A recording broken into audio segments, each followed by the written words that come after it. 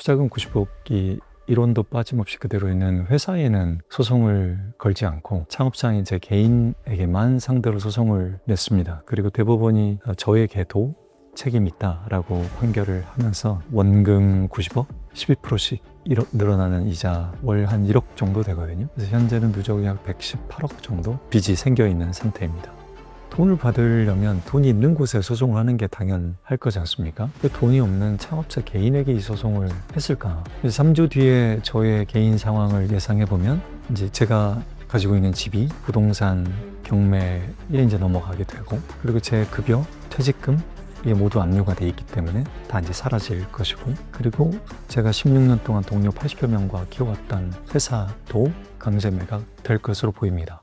네, 오늘은 자본시장과 스타트업 생태계 모두에 조금은 무거운 질문을 던지는 사건을 다뤄보려고 합니다. 현재 회사 계좌에는 투자금이 남아있는데 창업자 개인이 118억에 가까운 빚을 지고 경영권을 잃을 위기에 처해 있습니다. 국내 1위 IP 마켓 기업 오지큐의 신철호 대표님을 모셔봤습니다. 대표님 안녕하세요. 맞습니다. 바쁘고 어려운 상황이신데 나와주셔서 너무 감사드리고요. 먼저 오지큐가 어떤 회사인지 조금 알기 쉽게 설명을 좀 부탁드릴게요. 오지큐에 현재 130만 명 크리에이터가 들어와 있어요. 그분들이 창작하는 컨텐츠들이 있습니다. 음악, 스티커, 사진, 영상, 그리고 지금은 웹툰이나 웹소설 같은 컨텐츠도 창작해서 본인들의 컨텐츠를 사용자들에게 올리고 그것을 구매자들과 만나는 마켓 서비스입니다. 그러니까 스타트업이라고 하기는 어떻게 보면은 업력이 꽤 있으신 것 같아요. 16년 정도 됐고요.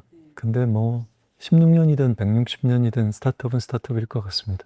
기사화도 꽤 되기도 했었고요. 그래서 저희 시청자분들도 알고 계실 수도 있는데 지금 투자자와의 어떤 소송 때문에 어려움을 좀 겪고 계신 걸로 알고 있는데 일단은 그 내용을 한번 설명 부탁드릴게요. KB증권 그리고 하나증권이 출자사인 그 LP로서 참여한 운용사가 저희 오지큐에 투자한 투자금 90억을 돌려달라면서 이제 소송을 냈고요. 그런데 이상했던 것은 그 투자금 90억이 이론도 빠짐없이 그대로 있는 회사에는 소송을 걸지 않고 창업자인 제 개인에게만 상대로 소송을 냈습니다. 그리고 대법원이 저에게도 책임이 있다라고 판결을 하면서 원금 90억, 12%씩 늘어나는 이자 월 한 1억 정도 되거든요. 그래서 현재는 누적이 약 118억 정도 빚이 생겨 있는 상태입니다. 12%라고 하면 사실 굉장히 고금리인데요. 일반적인 이자보다 훨씬 높은 이유가 있나요? 재판부가 그렇게 판결을 했습니다. 그게 재판부의 이자율인가 봅니다. 처음에는 지분 투자였던 걸로 이해를 하고, 한마디로 지분을 가져가는 투자인데 물론 어떤 선행 조건이 있었던 것 같지만 반환 의무가 발생하는 이유는 왜일까요? 반환 의무가 생긴 거 맞고 계약에도 그렇게 돼 있습니다. 그래서 지금 현재 상황으로만 보면 저희 오지큐가 반환을 해야 되는 게 맞습니다. 그래서 투자자가 투자금을 가져가야 되는 권리는 맞는 내용입니다. 애초에 오지큐가 이 시리즈 B 펀딩을 할 때 투자를 받는 목적 자체가 게티이미지 코리아라는 회사를 인수하기 위한 용도로 제안해서 저희가 설명을 드렸고 그 목적에만 돈을 쓰겠다라고 투자를 받았으니까 결과적으로 게티이미지 코리아를 2025년 12월 저희 이사회 의결에서 더 이상 인수하지 않겠다고 종결 선언을 했기 때문에 반환의 의무가 생긴 건 맞습니다. 어쨌든 문제의 약간 핵심이 된 것 중에 하나가 보니까 이 게티이미지 코리아 인수인 것 같더라고요. 그러니까 인수가 사실 문제없이 이루어졌으면 이제 소기의 목적이 달성됐기 때문에 투자금은 제대로 집행이 됐을 텐데 게티이미지 그 인수가 불발됐던 이유는 어디에 있었나요? 최종적으로 인수를 종결 선언한 것은 2025년 12월이라는 것을 먼저 말씀드리고 싶고 오지큐에서 종결 선언을 하신 거죠? 그렇습니다. 네. 실제적으로 가장 직접적인 원인이 되었던 것은 이 소송, 즉 투자자가 건 소송 때문이었습니다. 2025년 4월에 이 게티이미지 코리아의 지분에 과점을 하고 있는 국내 한 대기업 그룹에서 오지큐에 소송이 걸려 있다면서요. 그러면 이 인수권을 진행하기 어렵습니다라고 해당 기업의 부회장께서 직접 메시지를 저한테 주셨고요. 그래서 제가 이제 한 답변은 오지큐에는 소송이 없습니다. 제 개인에게만 지금 소송이 있습니다. 하고 이제 답변을 드렸음에도 해당 부회장께서는 어쨌든 지금으로서는 진행하기가 어렵다라고 답을 주시면서 그 뒤에 이제 설득 작업을 했는데 안 돼서 2029년 12월에 저희가 종결 선언을 했고, 그래서 그게 직접적인 불발 원인이었고, 조금 더 이제 소급해서 가면 2021년과 2022년 사이에 저희 오지큐가 게티이미지 코리아를 인수한다는 내용이 한국경제신문의 기자께서 보도자료로 배포하지 않았는데 먼저 보도를 하신 거예요. 이것을 미국 게티이미지 본사의 크레이그 피터스 대표가 보면서 저희는 받아들일 수 없는 과도한 3가지 요건을 추가 협상 요청해 왔고, 저희가 그래서 한 가지를 이제 받을 수 없다라고 하니까 게티이미지 본사에서 그러면 우리는 할 수 없다.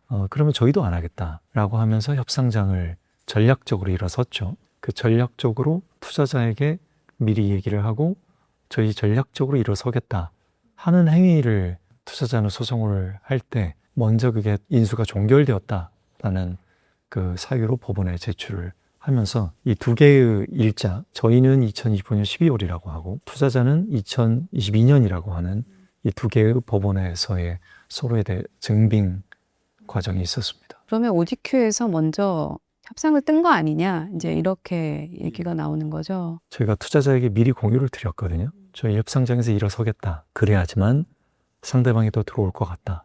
그런 이야기를 하면서 진행을 했는데 이제 소송의 내용 중에는 그 내용은 빠져 있었습니다. 그리고 아시는 분은 다 아실 거예요. 사실 미국 회사들 같은 경우에는 굉장히 다양하게 내고 방법을 쓰지 않습니까? 게티이미지도 분명히 이제 기사가 난 걸 보고 오케이, 이걸 레버리지로 우리는 사용할 수 있겠어 라고 하고, 또 이미 뭐 게티이미지 같은 경우는 이렇게 굉장히 터프한 네고시에이션으로 굉장히 유명하더라고요. 그러니까 그런 부분이 사실은 이제 정상적인 비즈니스였다면 당연히 가만히 됐어야 되는 부분으로 저희도 보이기는 하거든요.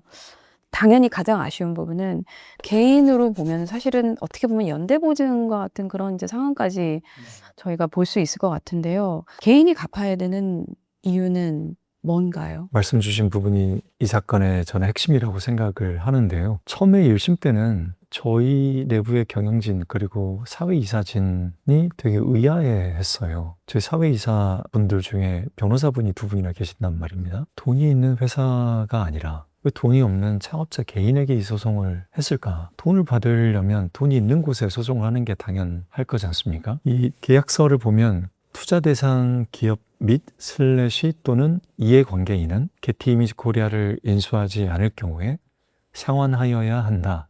이게 계약의 문구입니다. 그런데 회사에 청구를 안 했단 말이에요. 이걸 1심 지나는 내내 과정에 몰랐는데 최근에 그 내용을 알게 됐어요.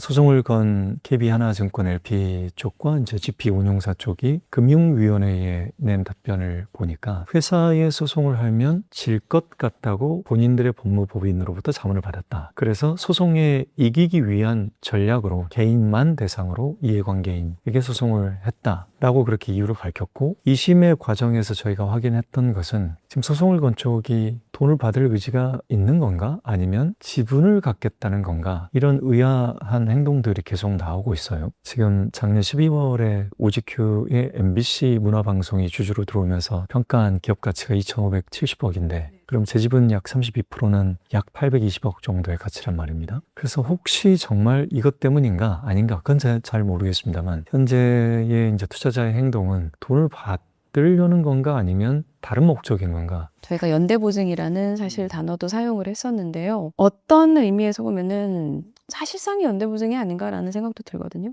저도 이 사건이 일어나기 전까지는 연대보증은 이제 끝났다, 할 수 없는 제도다 이렇게 생각하고 있었어요. 근데 막상 이제 제 사건을 경험하면서 여러 가지를 알게 됐는데 연대보증이 법으로 금지돼 있지만 이해관계인 또는 주주의 사전 동의권 등으로 사실상의 연대보증의 효과를 내는 장치들이 이 많은 스타트업의 투자계약서에 들어가 있다는 것을 알게 됐고, 중기부가 관리하는 VC는 연대보증 금지법이 통용되고 있지만 금융위가 관리하는 신기술 사업 투자조합 같은 경우에는 해당되지 않다는 것도 처음 알게 됐어요. 최악의 시나리오로 사실은 이제 좀 일이 이루어진 것 같아요. 이게 왜 개인만 지금 대표님 개인으로서 이거 반환을 해야 되는 의무가 발생하는지 좀 궁금하거든요. 법원 판결을 보면 저도 책임이 있다라고 판결이 났습니다. 판결의 내용을 정확히 보면 회사는 책임이 없다라고 판결하지는 않았습니다. 상대방이 금융위에 낸 자료를 보면 회사를 대상으로 공격을 하면 본인들이 패소할 가능성이 높으니까 승소할 수 있는 일종의 법적 기술로 그 저에게만 소송을 건 거고, 이러한 것을 KB 하나의 LP에 보고되었다라고도 금융위 자료에는 나와 있는데, 저는 잘 이해되지 않는 것은 KB 하나증권의 금융기관 정도가 회사에 돈이 있음에도 창업자 개인에게 이러한 것을 보고받고도 그것을 승인한다 또는 용인한다 라는 게 잘 이해되지 않는데, 어쨌든 분명한 것은 개인만 대상으로 할 수 있는 것들이 이런 계약서를 쓰면 열려 있다라는 것이 이번에 발견한 내용이었죠. 사실 저도 과거에 그 투자회사에 있었을 때 좀 그 부분은 있었던 것 같아요. 대표님 뭐 저희보다 뭐 더 전문가시겠지만 LP들은 보고를 받지만 또 어떻게 보면 상세한 내용에 대해서는 잘 모르는 경우도 많더라고요. 그러니까 저는 제 생각에는 그러니까 GP가 좀 어떻게 보면 더 큰 책임이 있기는 있는 것 같은데 그 부분은 이따가 또 저희가 한번 다뤄보도록 하고요. 그 최근에 이제 금융위 얘기도 하셨지만, 그래서 금융위에서 일단은 좀 더 상세히 들여다봐라. 저는 그 정도로 일단 이해를 했는데, 그 업데이트 내용하고 뭐 유사한 상황이 있는 대표님들 계실 수 있잖아요. 뭐 이런 분들한테 이게 어떤 실효성 있는 그런 좀 내용의 발표나 의사결정이 금융위에서 이루어진 게 있나요? 실효라고 하기에는 아직 미진합니다. 금융위 스스로로도 그 국회에 밝혔듯 아직 법 개정이 안 돼 있고, 금융위가 낸 표현 그대로 하면 법으로 만드는 것을 적극적으로 추진하겠다의 내용이니까, 그러면 현재는 법제화가 안 돼 있다는 말이지 않습니까? 그래서 그 추진이 돼야 된다는 게 있고, 현재 금융위원장께서 지난 국회 민병덕 의원의 질의에서 3월에 모범 기준을 만들어서 지금 진행하고 있고 관리, 감독하고 있다라고 했지만, 무엇을 어떻게 관리, 감독하고 있는 건지, 또 스타트업에 그러면 신기사의 투자조업에 의해서 그 계약서를 전수점검의 결과가 있는 건지, 이런 내용은 아직 없거든요. 그래서 구체적인 실효성이 있다라고 하기에는 어렵고요. 투자를 받는 창업기업들, 사영업 분들, 혹시 이런 곳에서 투자를 받는다면 금융위가 3월에 발표했다고 하는 모범 기준에 부합한가, 또 실제적으로 이해관계인이나 이런 주주동의권을 활용하여서 이 금지된 연대보증을 우회하고 있지는 않은가라는 전문가의 상담을 반드시 받는 것이 필요하겠습니다. 그러면 대표님 어쨌든 지금 저희가 이해하기로 법인계좌에 90억은 그대로 있는 거죠. 예. 돌려줄 수 있는 방법이 당연히 있을 것 같은데 그 방법들도 지금 주주들한테 제안을 해보신 상황인 거죠? 현 시점까지 20번 이상 모인 것 같습니다. 주주들에게 진행 상황들을 공유를 했고, 처음에 소송이 올 때는 제 개인에 대한 소송이었기 때문에 개인에 대한 소송을 전제로 말씀드린다라고 공유를 했고, 2025년 12월부터는 회사가 인수를 종결선언을 했기 때문에 그때부터는 이제 회사의 일로 지금 계속 공유를 드려왔고, 회사에 90억이 그대로 있는데 지금 현재 오지큐는 IPO를 지금 진행하고 있기 때문에 이 소송이 있는 상태에서는 IPO를 할 수 없단 말입니다. 그래서 주주분들에게 이 90억을 불균등 감자라는 걸 통해서 공정가치로 평가를 하고 자본거래 방법으로 해당 주주에게 돌려주는 적인 방법에 대해서 동의를 해달라라고 요청을 그동안 드려왔고, 지금 현재 제가 파악한 것은 약 75% 이상의 주주가 빠르게 돌려줘서 이 사건을 마무리하라라는 이제 의사 표시를 하고 있고, 두 번째 제가 주주분들에게 이제 요청했던 것은, 이게 제 개인의 채무라고 생각하지는 않지만 제 개인 지분을 매도해서라도 이 문제를 풀 수 있으면 풀겠다. 그런데 투자계약서상 제 개인 지분도 제가 마음대로 처분할 수 없게 되어 있으니 제 개인 지분을 이 목적을 위해서 처분할 수 있게 동의해달라고 그렇게 또 주주분들에게 보냈었고, 한 곳의 주주가 개인 지분 매도도 동의하지 않는다라고 해서 그동안 못하다가 10일 전에 개인 지분 처분은 동의한다로 입장이 바뀌어서 지금 제가 그럼 개인 지분을 처분할 수 있을지에 대해서 돌아다니고 있는 상태가 됐고, 그래서 말씀 주셨던 질문의 방법은 회사가 이제 불균등 감자를 하거나 제 개인 지분을 처분해서 회사의 빚을 제가 대신 갚거나, 또는 제3자가 그 소송을 건 측에 갖고 있는 오직규 지분을 인수를 하거나, 이런 세 가지 방법 정도가 있다라고 생각하고 있습니다. 동의가 어쨌든 이제 굉장히 오랫동안 안 이루어지지 못한 상황인 것 같더라고요. 예. 지금 상태는 어떤 상태인가요? 어쨌든 이게 이루어지려면 다큐멘테이션이 이루어져야 되는데 그 부분에 대해서는 아직 미진한 걸로 좀 이해를 하고 있거든요. 방금 말씀 주신 부분이 어쩌면 해결 관점에서는 또 하나의 핵심입니다. 되게 의아한 일들이 벌어지고 있는데 작년 12월에 자 이제는 회사가 게티 이미지 코리아 인수를 종결을 했으니까 돈을 돌려드리겠습니다. 그럼 돈을 돌려드리는 합법적 방법은 감자이니까 감자의 동의를 해주십시오라고 소송을 건 KB 하나 측에 저희가 요청을 했단 말입니다. 근데 동의를 안 했어요. 검토를 하겠대요. 그래서 돈을 돌려준다는데 어떤 검토를 한다는 거지? 답변이 계속 안 오다가 지난 6월 18일 저희 오지큐의 주주간담회에서 처음으로 소송을 건 GP가 참석을 해서 감사에 동의한다 라고 구두로 처음으로 밝혔어요. 요청드린 지 반년이 지나서죠. 돈을 받을 곳은 한시라도 빨리 받고 싶을 텐데 그러면 감자의 절차를 진행하려면 감자 동의서에 문서가 필요하니까 이 문서를 주십시오 라고 했는데 지금 이 순간까지도 저희가 감자 동의서 이 한 장짜리를 못 받고 있어요. 그리고 어제 밤에 이제 온 건데 제가 이 사건에서 이렇게 인터뷰를 하면 10억 개 위약벌을 내야 한다라는 비밀 유지 계약에 서명을 해야 이 감자 동의서를 줄지 말지에 대해서 논의하겠다라는 문서를 어제 또 보내왔습니다. 근데 저희가 이제 이 대목에서 조금 아쉬운 부분은 그 오지큐 입장에서 대표님 입장에서는 게티 이미지 코리아라고 하는 분명한 목적이 있었기 때문에 예, 그렇게 자금을 받으셨겠지만 왜 시비 발행을 하지 않았을까? 그런 질문도 있는 것 같아요. 지나고 보니까 그 댓글을 남겨주신 분들의 말씀이 저는 현명하다고 생각을 합니다. CB나 또는 RCPS라는 상환 전환 우선주로 왜 하지 않았느냐 이런 말씀이 있고요. 그 댓글을 현명하게 남겨주신 분들에게 제 관점에서 또 한번 의견을 드리면 저는 오지큐 창업 16년 동안 회사의 금융부채가 0원이에요. 회사가 이제 부채를 일으키는 게 경영학적으로 자산이라는 것도 제가 알고는 있는데 다만 제 경영에 대한 관점 자체가 회사가 부채를 지는 것 자체를 제가 좋아하지 않았고 또 그래서 회사에 투자 들어오는 어떤 형태도 RCPS도 없었고 그 상환이 붙은 어떠한 투자 계약도 지난 850억을 투자받을 동안 없었고 당연히 전환사채와 같은 것도 받지 않았습니다. 이 투자자가 들어올 때는 에스크로우 통장으로 처음에 저희가 요청을 드렸어요. 에스크로우 통장에 투자를 다른 곳들은 그렇게 들어왔고 게티 이미지 코리아의 인수에 전략적 중단을 저희가 공유를 했었을 때 다른 곳들은 빠져나가겠다고 한 의사를 보였던 곳들은 다 빠져나갔고 네이버 등 당시에 다른 곳들은 우린 계속 있겠다고 해서 또 그대로 있었습니다. 그래서 이 투자자가 에스크로우 통장으로 들어와서 있었으면 빼드리는 것도 그렇죠.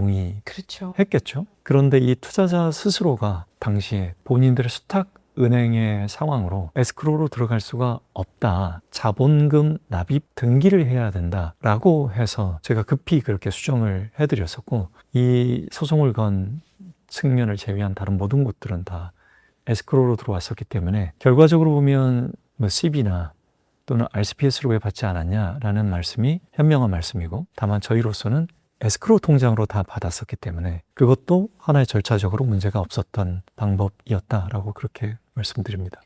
에스크로우 통장은 뭐 너무 흔하게 사실 사용하기 때문에 안 되는 참 그 이유에 대해서도 저희가 궁금한데 시각을 조금 바꿔서 이제 상대방 입장에서 저희가 조금 얘기를 해본다면 그 주주들도 본인들도 보호를 하고 이제 그런 의도도 있었겠죠, 당연히. 그런 시각에서 이해되는 측면도 있나요? 이제 소송을 건 주주가 본인 회사의 주주들을 보호하려는 방침은 당연하죠. 투자자는 당연히 투자금의 회수가 목적이고 더 많은 이윤을 창출하는 게 투자의 목적이니까요. 다만 이렇게 보시면 되겠습니다. 투자자가 투자를 해서 투자금을 돌려받는 것, 이유가 발생했으니까 돌려받아야죠. 그것에 대해서 부정하지 않고 있습니다. 그리고 법원 판결이 났기 때문에 그 이자에 대해서도 지급하는 것에 대해서 부정하지 않고 있습니다. 자, 그러면 투자자가 자기의 주주 LP들을 보호하려면 돈을 받는 것이 목표여야지 회사를 뺏는 것, 즉 창업자 개인을 대상으로 소송을 걸어서 경영권을 뺏는 것이 목표가 아니라는 것은 본인들의 금융위 답변에도 기재가 되어 있습니다. 그러면 행동과 말이 일치해야 되지 않습니까? 우리가 말로 100번을 한들 행동이 다르면 그것은 그 말의 뜻이 진위가 아니다라고 우리가 판단할 수 있지 않습니까? 그러면 이 투자자의 행동이 정말 본인들의 LP를 보호하는 것이 목적이라면 회사가 돈을 돌려주겠다는데 원금 90억 플러스 이자 30억까지 돌려주겠다는데 그럼 거기에 행동을 해야 되는데 그 회사로부터 돈을 받기 위한 상법상 절차인 감자 동의서는 안 주고 있고 개인에 대한 강제 매각 제 경영권 지분에 대한 강제 매각은 계속 이어가고 있기 때문에 이들이 과연 정말 투자자를 보호하기 위한 행동인 건가라는 생각을 갖고 있고 거기서 더더욱 이제 의아함을 가질 수밖에 없는 이유는 처음에 제가 말씀드렸듯 오지큐의 작년 12월 31일 MBC 문화방송이 주주로 들어올 때 평가 가치가 2,570억이라고 했지 않습니까? 그러면 제 개인의 지분 가치는 약 820억 정도 된단 말입니다. 그럼 90억을 투자해서 820억을 갖는 행위를 지금 진행하는 건데 과연 이게 LP의 보호인가? 과연 KB증권과 하나증권이 정말 이런 뜻을 갖고 있을 것인가? 저는 그렇게 생각하지 않거든요. KB와 하나증권의 제도권 금융이 이러한 터무니없는 행동을 할 거라고 저는 믿지 않거든요. 그렇다면 GP의 운용사가 단독적으로 이러한 행동을 하는 것인가? KB 하나증권에 보고를 했다라고 금융위 답변에 되어 있는데 이것조차도 그러한 것인가? 그건 의문입니다. 만약에 GP가 LP에게 보고를 할 때 이제 내용을 빼먹고 90억을 가지고 우리가 820억으로 만들었습니다. 그걸 하지 않으시겠습니까? 하면 당연히 LP는 그 정도 8, 9배가 가치가 올라간다는데 그럼 난 무조건 좋아. 그럴 수도 있는 거잖아요. 대표님이 겪으셨던 GP와 LP 그리고 그들의 관계 이런 걸 봤을 때는 어디까지가 사실인 것 같으세요? KB금융지주에서 국회에 낸 답변을 보면 본인들은 GP의 운용에 관여하지 않는다라고 답변을 했는데 LP인 하나금융이나 KB금융들과의 미팅을 저도 여러 번 했었거든요. 그러니까 관여하지 않는다가 저는 답변이 일단 틀렸다라고 보고 이제 그럼에도 불구하고 KB와 하나 정도의 금융기관이 창업자 개인의 지분을 마치 기업 사냥꾼처럼 적대적 M&A를 하는 정도의 수준이라고 저는 생각하지는 않습니다. KB 하나 정도의 제도권 금융은 적어도 일정한 본인들의 평판 관리도 하고 있을 거라고 저는 생각하고 그렇죠. 이러한 행동을 할 주체라고 보지는 않습니다.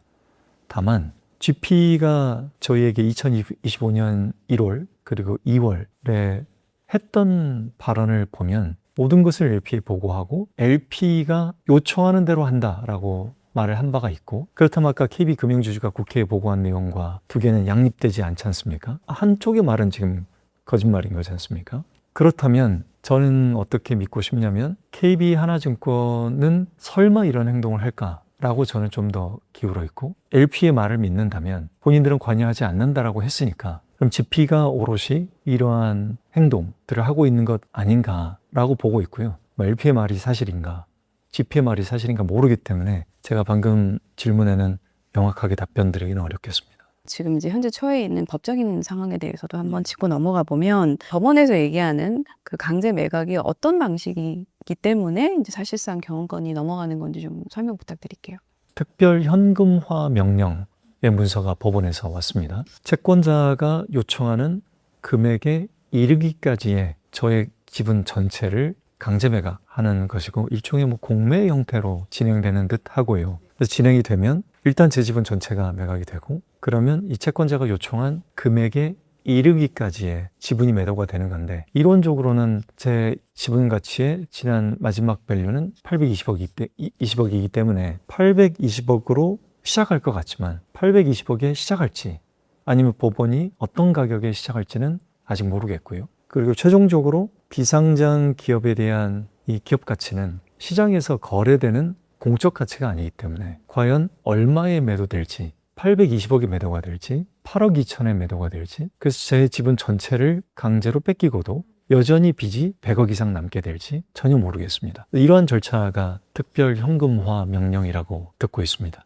근데 대표님 갖고 계시는 사실 주식이 비상장주 아닙니까? 예, 그거는 매도도 쉽지 않을 텐데요. 맞습니다. 회사에 대한 정보가 주주가 아닌 이상 없기 때문에 회사가 지금 오지큐의 사용자가 130만 명인지 크리에이터가 몇 명인지 회사의 매출이 얼마인지 이런 거를 공개되어 있는 다트나 이런 것들을 통해서 일부는 볼 수 있겠지만 회사의 지금 기술 수준이 어떠한지 구성원들이 어떻게 일하고 있는지 잘 모르겠죠. 반면에 이제 주주분들은 매 분기마다 보고를 하고 있기 때문에 아주 상세하게 알고 있을 거고, 그렇기 때문에 비상장 주식이 외부에 나간다고 해도 쉽게 거래가 되지는 않을 것으로 예상합니다. 저희가 물론 뭐 경영권을 수탈하려고 한다. 단정할 수는 없지만 합리적인 의심을 갖고 계실 수 있는 상황인데 지금 사용되는 것들이 이런 것들인 거죠. 이해관계인 그리고 사전동의권. 예, 연대보증이라는 단어가 없어도 창업자 개인에게 연대보증의 효과를 내고 대부분의 투자받은 창업자들이 투자받은 돈이 10억이든 50억이든 100억이든 그 돈을 개인이 갖고 있을 리는 거의 없지 않습니까? 그럼 창업자 개인에게 가면 이 방식이면 무조건 지분을 다 뺏기게 되는 상황으로 처하겠죠. 그게 말씀하신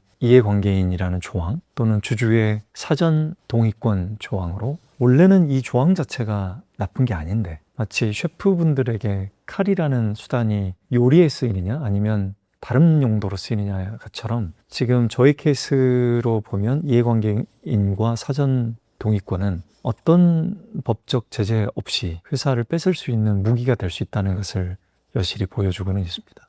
유사한 상황 케이스가 또 있다고 저희는 알고 있거든요. 저에게 연락 주신 분만 22명이 주셨습니다. 아마 굉장히 다양하더라고요. 그래서 제가 그 유형의 카테고리를 정리해서 국회에 제출을 했고 금융위원회에 민원으로도 넣었습니다. 근데 제가 이렇게 하는 행동이 문제 해결의 방법이라고 생각하지는 않습니다. 다만 제 페이스북 친구가 약 1000여 명 살짝 넘는데 그 경로로 지금 22명이 같은 상황을 겪었거나 또는 겪고 있다라고 메시지를 주신 걸로 봐서는 우리 사회 전체적으로는 이 22,000명일지 22만 명일지 우리나라의 자영업자분들이 600만 명이 넘기 때문에 잘 모르겠습니다. 제 개인이 파산을 면할 수 있을지 없을지는 모르겠습니다만 말씀 주신 대로 엄청 큰 일 같거든요. 앞으로 잠재적으로 터질 일들이 매우 많을 것 같고, 그렇다면 지금 많은 창업자분들께서 지금 바로라도 좀 확인해 주셨으면 하는 것은 내 계약서 이해관계인이 있나? 그리고 이해관계인이 어디까지 책임지게 내가 서명을 했나?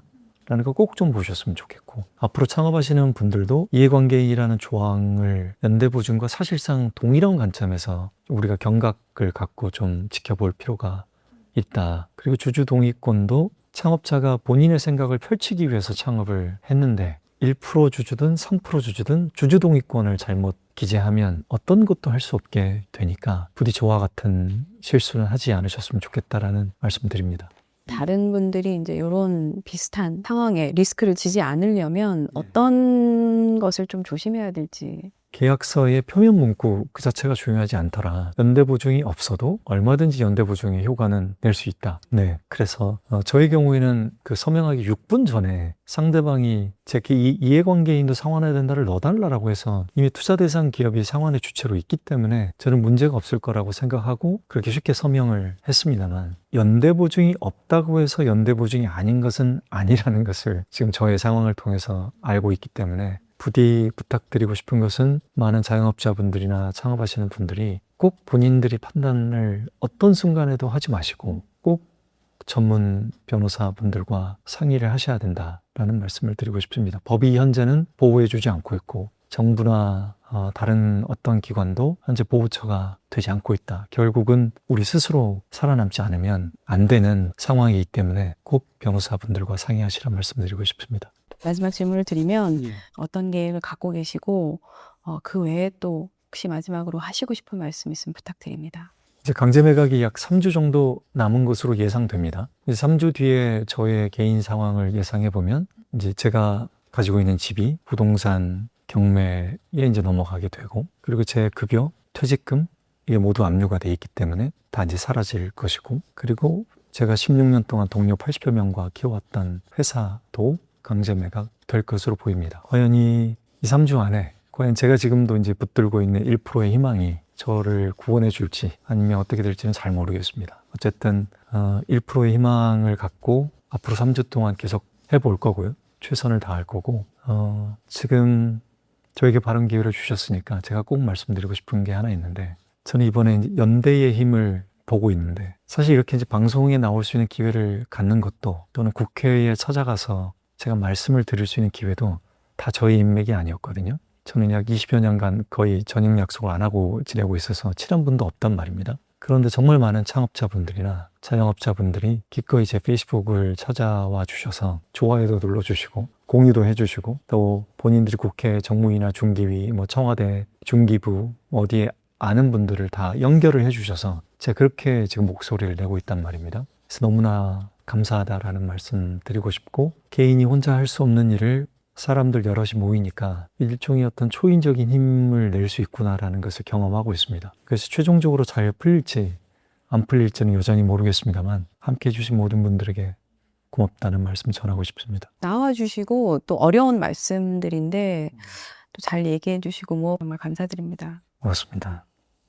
오늘 투자 360에서는 다소 무거운 주제를 다뤄봤습니다. 창업자와 투자자, 절대 떨어질 수 없는 관계이고 좋은 의도를 가지고 늘 만납니다. 하지만 결과가 늘 좋지는 않을 수 있습니다. 문제는 지금 현재의 상황에서 한국의 스타트업 대표님들 그리고 창업자분들에게 과연 지금 올바른 그리고 굉장히 공평하고 형평성 있는 그런 시장이 되어 있는지에 대해서는 저희가 정말 한번 고민해 봐야 될 것 같습니다. 최근에 법원 판결은 지금 현재 있는 그 다른 스타트업의 경우에 스타트업 대표가 지금처럼 오지큐 대표님과 같이 개인적으로 배상을 해야 한다는 결과는 나왔지만 LP 쪽에서 자진해서 거기에 집행을 하지 않는 것으로 그렇게 판결이 난 경우도 있습니다. 한국은 현재 스타트업을 성장시키고자 하고 있는 굉장히 큰 열정과 목표를 가지고 있습니다.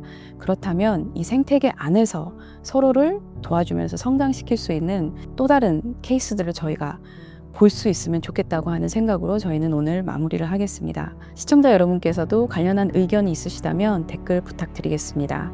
오늘도 투자360 시청해 주셔서 감사합니다. 대표님 오늘 나와주셔서 정말 감사드립니다. 네, 감사합니다.